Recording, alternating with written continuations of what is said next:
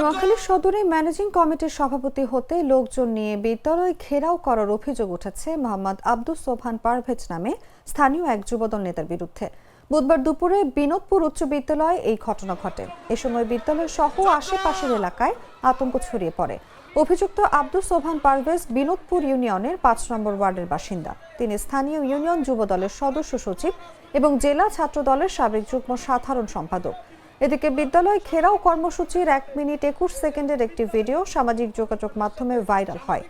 এই বিষয়ে সদর উপজেলা নির্বাহী কর্মকর্তা হুমায়রা ইসলাম বলেন, খোঁজ নিয়ে আইনগত ব্যবস্থা নেওয়া হবে।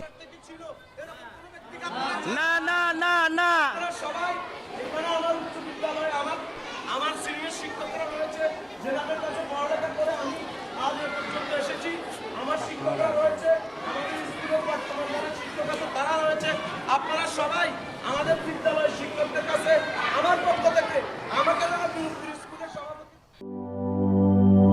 লাল সবুজের দেশে নতুন রঙের বেশে ঘরে বাহিরে সাজানো বলকে রেইনবো রেইনবো রেইনবো পেইন্টস রে সাশ্রয়ী দামে দেয়াল রাঙায় রেইনবো সবার রং সবার ঘরে ঘরে rainbow Rainbow Paints, the color of joy.